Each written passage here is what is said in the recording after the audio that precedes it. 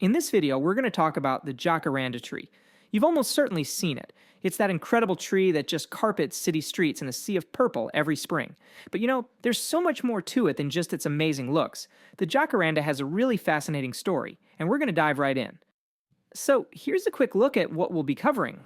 We'll start with that purple phenomenon, get to know the tree by the numbers, trace its journey across the globe, give you a care guide, and then wrap up with some really cool myths and facts. Alright, first up, let's talk about the main event, the purple phenomenon. We're going to take a closer look at what makes the Jacaranda's appearance so unbelievably spectacular. It's really this combination of things, it just creates all the magic, right? You got this beautiful, spreading canopy that kind of forms a perfect umbrella. The leaves are these really delicate, almost fern-like things. But let's be honest, they are totally upstaged by these massive clusters of fragrant, bell-shaped purple flowers. And then, after that show is over, the tree makes these tough, woody seed pods that can actually hang around for almost 2 years. Okay, so now let's get into the tree's identity by looking at some of the numbers. I mean, a tree that looks this impressive, well, it has some equally impressive stats to go with it. So, how tall can they get? Well, if the conditions are just right, a mature jacaranda can shoot up to 30 meters high. To give you some perspective, that's about as tall as a 10-story building. Pretty incredible. And it's not just their height, it's their lifespan. The average is around 50 years, but some of these remarkable jacarandas have lived for 200 years. Just imagine that, standing there, watching generations go by. The tree also goes through this really dramatic seasonal change. See, it's a deciduous tree, so it loses its leaves in the winter.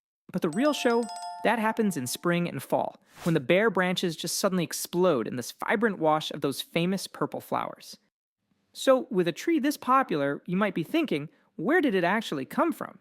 I mean, is it native to all the places it's so famous for? Well, the jacaranda is originally from the tropical parts of South America. We're talking Argentina, Brazil, and Bolivia.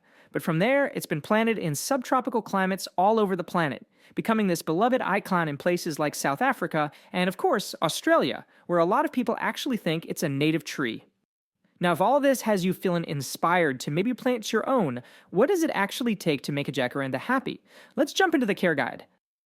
Getting 3 basic things right is absolutely key. First, these guys are sun lovers. They need at least 6 to 8 hours of direct light to get the best blooms. Second, they really hate having wet feet, so sandy, well-draining soil is a must. And finally, while they can handle a bit of a drought, they really do best with deep, consistent watering, especially when it's hot.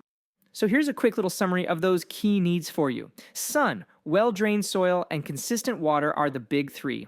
It's also worth noting that they love the heat. A grown-up tree can handle a little bit of frost, but the young ones are super sensitive to the cold. So what about enemies? Well, you'll want to watch out for common pests like aphids, which you can usually handle pretty easily.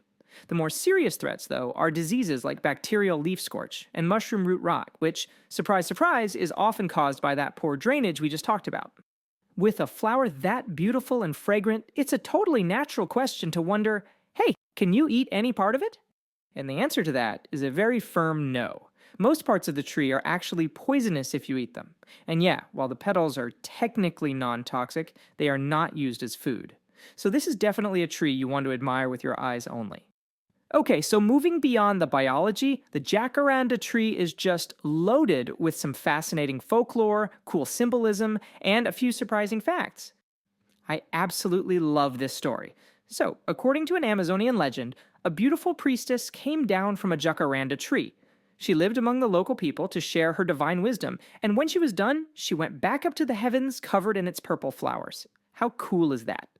And this connection to wisdom is a theme you see pop up all over. In Brazil, its bloom means renewal and the start of spring. It's famous for being planted on university campuses, where if a flower falls on your head, it's considered good luck for your exams. And in Andean myths, those purple flowers are seen as a bridge between our world and the heavens.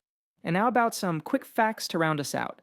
The name Jacaranda actually comes from the Tupi-Guarani language, and it means fragrant.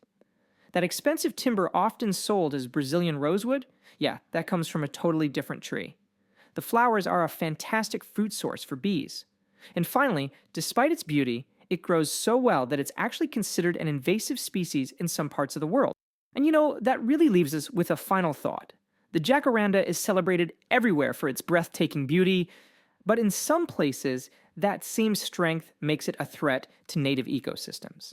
It's this really interesting double-edged sword, a beloved, beautiful tree that also needs to be managed responsibly. Alright, that is it for this video, everyone. Thank you for watching. Please make sure you're subscribed to our YouTube channel, and I'll see you in the next video.